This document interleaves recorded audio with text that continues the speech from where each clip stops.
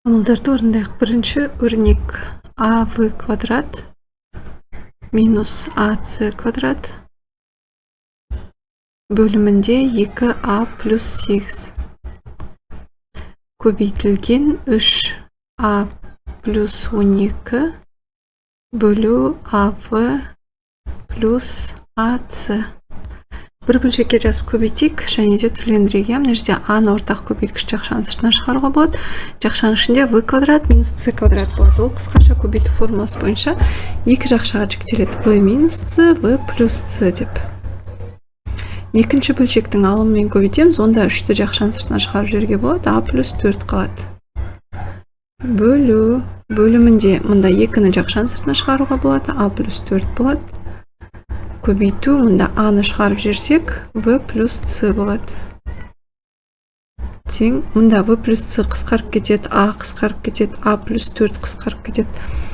Сонда нәтижесінде мұнда 3 қалады. 3 көбейтілген минусы қалады, минус қалады, В минус С қалады. Бөлімінде 2 ғана қалады. Келесі екінші өрнек. 4х квадрат минус 25y квадрат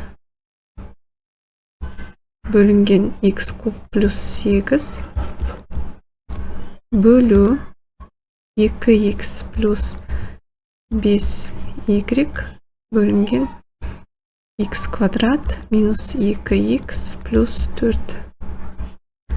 Енді бөлуді көбейтуге айналдырып алайық. Бірінші бөлшектің өзін жазамыз.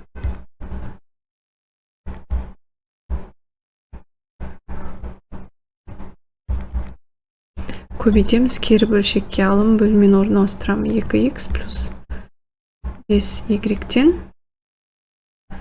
х квадрат минус 2х плюс 4. Енді мынау екі жақшаға жіктеледі. 2х-тің квадраты, 5y-тің квадраты. Сонда 2х минус 5y, 2х плюс 5y болады.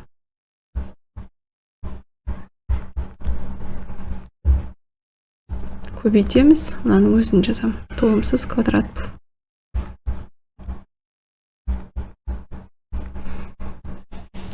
Бөлімінде мынаны екі жақшаға жіктеуге болады. Мынау х-тің кубы, мынау 2-нің кубы. Яғни А куб плюс В куб формуласы бойынша. Ол формула бойынша бірінші жақшада екеуінің қосындысы, екінші жақшада толымсыз квадраты болады. Яғни х квадрат минус екеуінің көбейтіндісі плюс 2-нің квадраты ол 4. Көбейтеміз, мына жерде өзін жазам. 2х плюс 5y.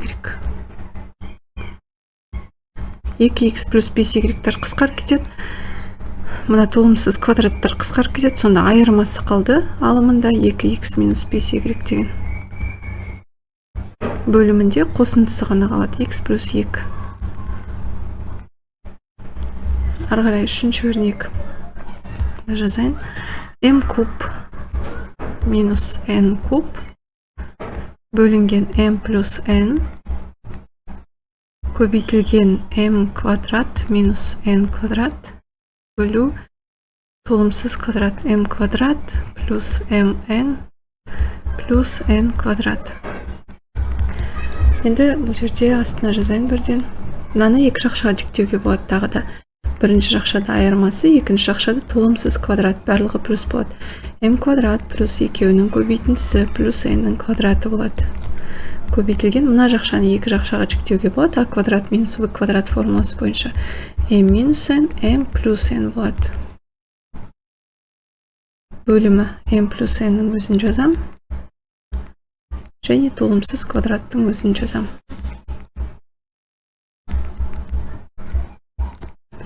Толымсыз квадраттар қысқарып кетеді, қосындысы қысқарып кетеді, сонда тек қана m минус n көбейту m минус n қалады екен. Ол деген m минус n-нің квадраты деген сөз. Келесі төртінші өрнек. p квадрат плюс pq плюс q квадрат бөлінген p минус 1 бөлу p куб минус q куб бөлінген p квадрат минус 1. Бірінші бөлшектің өзін жазамыз.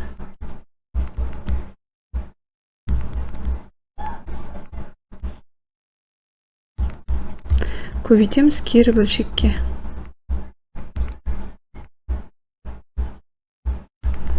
Енді бір бөлшекке жазып алайық. Толымсыз квадрат, ол өзін жазам.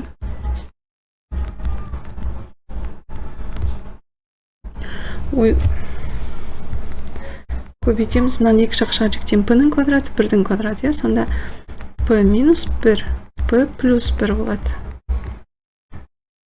Бөлімі p минус 1 көбейтілген, мынаны екі жаққа жіктеуге болады, p минус q, және екінші жақшада толымсыз квадраты қосындымен. Енді толымсыз квадраттар қысқар кетеді, p минус 1 қысқар кетеді. Сонда p плюс 1 мен бөлімінде p минус q қалады.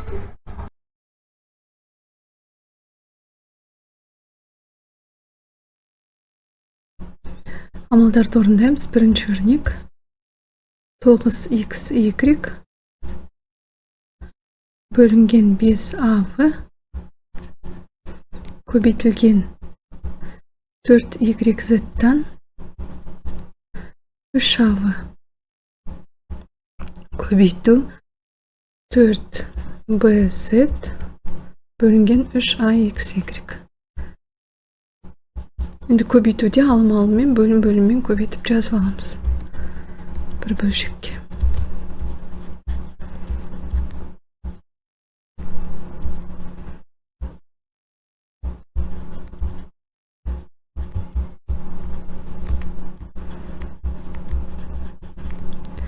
Енді қысқартуды орындайық.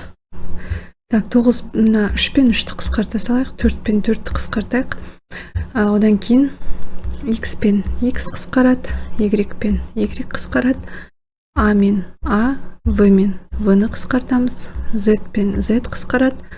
Так, v басқа жоқ, Болды, енді нәтижесін жазайық. Сонда бізде нәтижесінде 9 қалды. Сонда барлық қысқарып кетті, v қалды. Бөлімінде 5 қалды.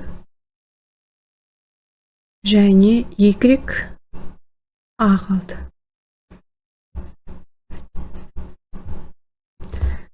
Келесі екінші өрнек. 2ax бөлінген yz бөлу 3bx бөлінген ay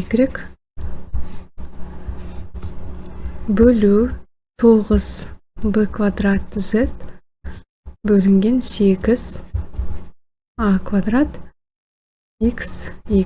Барлық бөлуді көбейтуге айналдырып алайық. Бірінші бөлшек өзі жазылады. Көбейтіледі. Екінші бөлшек кері жазылып көбейтіледі. 2vx-тен ay болады.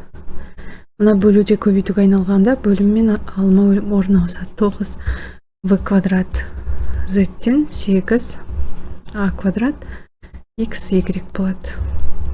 Енді бір бөлшекке жазып алып қысқартайық.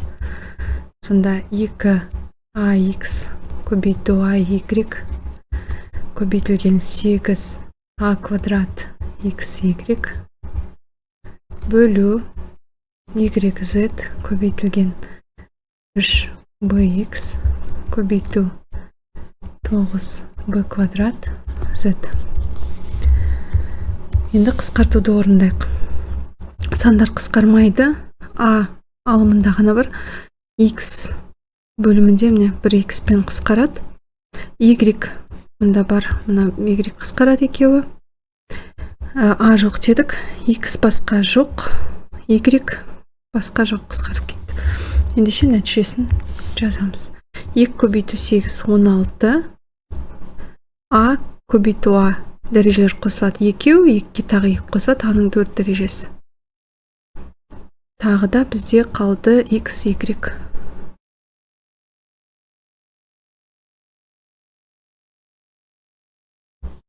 Бөлімінде 3 көбейту 9 27 z біреу, мұнда тағы біреу z квадрат және b көбейтілген b квадрат дәрежелер қосады, b-ның кубы болады. Жалғастырайық. Үшінші өрнек.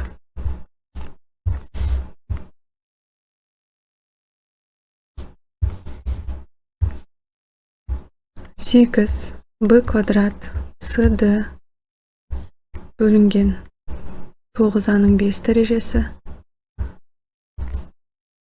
бөлу 7cd бөлу 12a-ның кубы көбейтілген 28a-ның 4 дәрежесі бөлінген 3v квадрат. Енді бөлуді көбейтуге айналдырып аламын. Бірінші бөлшектің өзін жазамыз.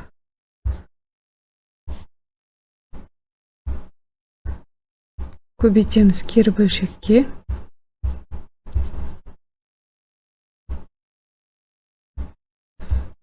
Үшінші көбейтудің өзін жазамыз.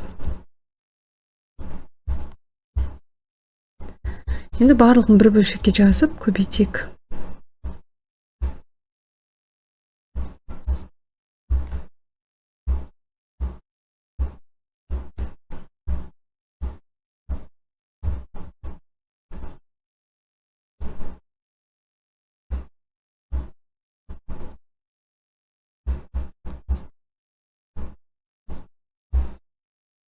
Енді қысқартуды орындаймыз. Басынан бастайықта 8 ешқайсымен қысқармайды. Сандардан 12 9-бен қысқартуға болады. 12-ні қысқартқанда орнында 12-ні 3-ке 4 қалады, 9-ды 3-ке бөлсек 3 қалады. Енді 28 бен 7-ні қысқартамыз 7-ге, 1 мұнда 4 қалады. Енді арғарай v квадратпен қысқарады.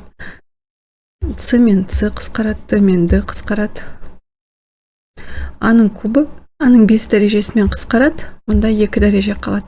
a-ның 2 дәрежесі a-ның 4 дәрежесімен қысқарады, мұнда 2 қалады. Басқа ештеңе қалмады, нәтижесін жазайық енді. 8 көбейту 4 көбейту 4 16, оны 8-ге көбейтсек 128 болады. Мұнда мыналар толық қысқарып кетті. a-ның квадраты ғана қалды. Жазам a-ның квадраты. Бөлімінде 3 қалды. 3 көбейту мұнда 3 бар, 9 болады. a толық қысқарып кетті. Бәрі толық қысқарып кетті. Бөлімінде тек 9 болады екен. Келесі 4-ші өрнек. 3 b квадрат mq бөлінген 2a квадрат b квадрат көбейтілген 3 avc бөлінген 8 x квадрат y квадрат бөлу 9 a квадрат b квадрат c-ның кубы бөлінген 28 pxy. Енді бірінші бөлшектің өзін жазамыз.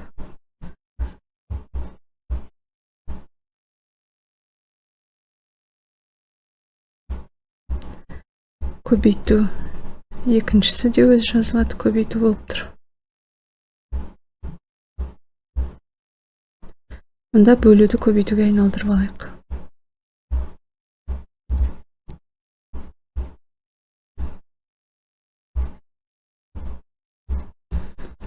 Енді барлығын бір бөлшекке жазып көбейтейік.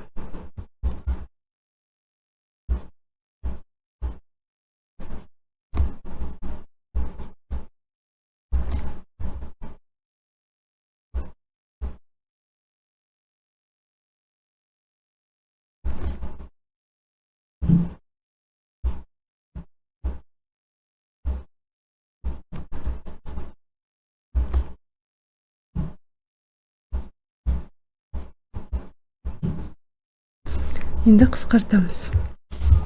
Бұл жерде 3-тің көбейтіндісі 9, 9-бен қысқарып кетеді.